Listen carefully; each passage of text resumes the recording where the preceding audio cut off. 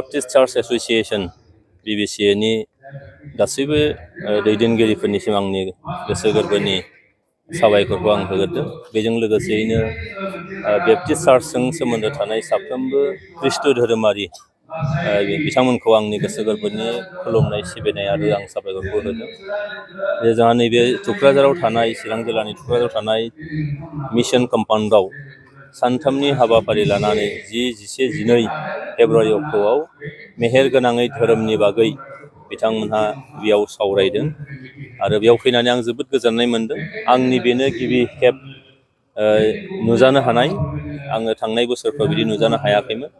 फैनानै आं जोबोद मोजां मोनदों जे जोबोद मोनसे डिसिप्लिनै जोंनि ख्रिस्ट सिबियारिफ्रा हाजार हाजार सिबियारिफ्रा जोबोद मोजाङै जोंनि धोरोमनि बानिफोरखौ लानानै इसोरनि जि मोनसे बानि जिसु ख्रिस्ट'नि जि मोनसे बानि जाय बानिजों बुहुमनि साफ्रोमबो सुबुंखौनो गावनि असे बिदा फंबाय बायदि साननानै लानायनि खोथा, बुहुम सान्तिनि थाखाय बुहुमाव गेना गोरोन्थि खैदां खैफोदा गैयाजासे सान्थि जाहाथे थांनानै थानायनि हानायनि थाखाय आरोबा सोरबा माबाफोर दाय मावोब्ला बेखौ निमाहा होनो हानाया जोबोद गिदिर बाथ्रा, जेखौ जिसु ख्रिस्ट'आ फोरोंलांदों। दा बेखौ लानानै मोजां मोनसे हाबाफारि लानानै जे खुंदों, आङो जोबोद गोजोननाय मोनदों बेयाव फैनानै आरो मिजिं खालामदों जे जोंनि सोरजिगिरि, खांगिरि, दिथागिरि गासैबो बिथिङाव जोंखौ मदद होगिरि बे आफा इसोरनि खाथियाव जोङो फोथायनाय लाखियोबा सिबिनाय लाखियोब्ला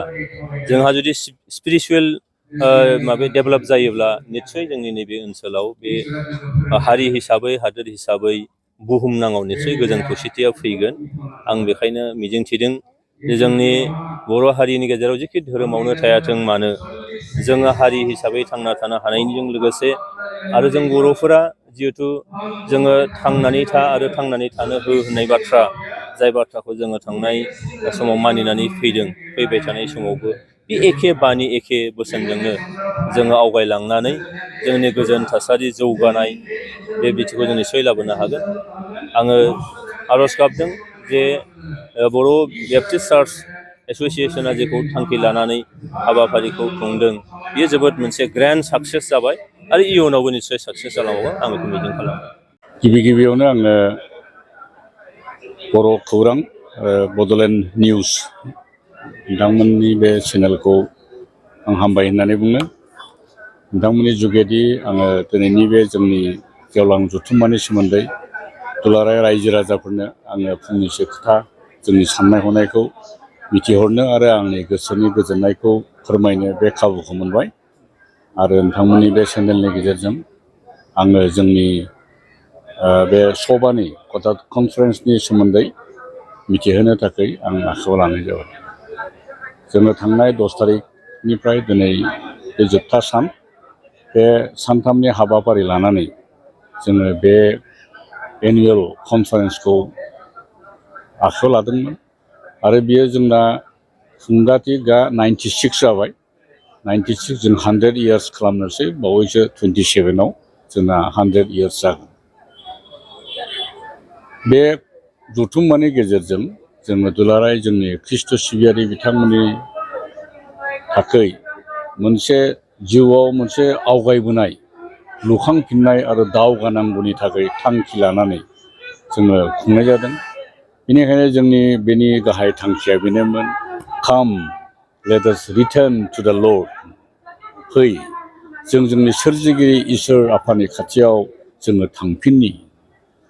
बे आयदाखौ लानानै जोंनि दुलाराय खृष्टानफोरनि गेजेराव मोनसे गोदान सिमां, जौगाखांनायनि हाबाफारि लानानै, न'खर खांनायनि थांखि लानानै, गोजोन थासारिखौ जोंनि ओनसोलाव बोरै एरहोलांनांगौ बेखौ जोङो लानानै जोङो बे सानथामनि हाबाफारियाव जोङो फोरोङै जोङो मिथिहोबाय। जोंनि बुंथिगिरिया बे बाथ्राफोरखौ बुंफैबाय आरो गोबां मानसिफ्रा बे बाथ्राफोरखौ खोनानो मोननानै जिउआव मोनसे इन्सपिरेसन बिथांमोना मोनलांबाय। आरो आं आसा खालामो खोनानाय साफ्रोमबो मानसिफ्रा गावसिनि जिउआव माखासेया खोनानायल' नङा, मावनांगौबो थायो। बिथांमोना बे खोथाफोरखौ जिउआव बाहायगोन आरो फैगौ दिनफ्राव जों बिनि फिथाइफोरखौ लासै लासैनो नुनो मोनगोन। जोंनि गाहाय आलासिया जोङो बेंगालरनिफ्राय लिंहरदोंमोन। बिथांनि नामा रेभारेन्ड जनान शेली। बिथाङा भाइस प्रेसिडेन्ट बेरियान बाइबेल कलेज एन्ड सेमिनारि होननायनि। बिथाङा जोबोद रोंगौथि गोनां आरो बे आयदायावहाय सुबुं दाखांनाय, समाज सिबिनाय, मानसिफोरखौ लुखांनाय आयदायावहाय बे कलेजनि गेजेरजों बिथाङा गोबां स्टुडेन्टफोरखौहाय बेबादि फोरोंनानै बेबादि गोरों खालामदों, आखा फाखा खालामदों। बेबादि full of experience, man of word, excellence in speaking, बेबादि आबुं रोंगौथिजों थानाय बिथाङा। आरो जोंनि बे सभायाव फैनानै बिथांनि बुंनाय फोरोंनायजों जोंनि मानसिफ्रा गोबां आशीर्बाद मोनबाय। नैबे एनुवेल कनफारेन्सआव खैसोजनसो मानसिफोरा बाहागो लाफैदों? थांनाय फ्राइडेआव जागायजेनदोंमोन। बे समाव जोंना मानसिफ्रा एसे खममोन। ओमफ्राय मैया एसे बांसिन जादों। ओमफ्राय दिनै बे सानजौफु सानाव गैयालाबो माने 20,000नि बारा, 20 to 30,000 मानसिफ्रा जमा जाफैबाय। दिनैहाय बांसिन जानायनि जाहोना जाबाय जोंनि जेसेबां गिर्जाफोर दं बिसोरो फुङावनो न'आव गिर्जाखौ खालामनानै बे 12थानि सेसनावहाय बिथांमोना लोगो लाफैदों। आरो बिनि अनगायैबो जोंनि हांख्रायनाय मथे दाब दाब जायगानिफ्राय जेसेबां हायो एसेबां बिथांमोना गारि घरा लानानै फैदों। ओरै अदालगुरिनिफ्राय फैदों, ओरैहाय डिमापुरनिफ्राय फैदों, ओरैहाय अरुणाचलनिफ्राय फैदों, ओरै नेपालनिफ्राय फैदों, बेंगलनिफ्राय फैदों, ओमफ्राय ओरै गवालपारा दुधनै बे एलेकानिफ्राय फैदों, बाक्सा डिस्ट्रिक्टनिफ्राय फैदों। बिथांमोनाबो जोंजों ज' लोगो लाफैबाय। बेनिखायनो नैबे सानजौफुनि गिर्जायावहाय सुबुं सानखोआ बांसिन जादों आरो बिथांमोना बयबो फैनानै जोंखौ सहयोग होबाय। आरोबाव मोनसे जोबोद जों गोजोननाय मोनदों। जोंनि बे खाथि खालानि जेसेबां एमएलएफोर दङ, इएमफोर दङ, ओमफ्राय एमसिएलएफोर दङ, जायफोरखौ जोङो हांख्रायनो मोनबाय। ओमफ्राय बिथांमोना जोंजों लोगोसे फैनानै गावसिनि सुबुरुनथाइ होनायजों जोंनि रायजो राजाफोरखौ बानजायलांबाय, गावसिनि गाहाम मोननायखौ खोन्थालांबाय। बेफोर गासैबो मानसिफोरनि गाहाम हामलायनाय, मोजां बाथ्रा खोथा बुंनायजों जोंनि बे जथुम्माया मेहेरगोनां जाबाय।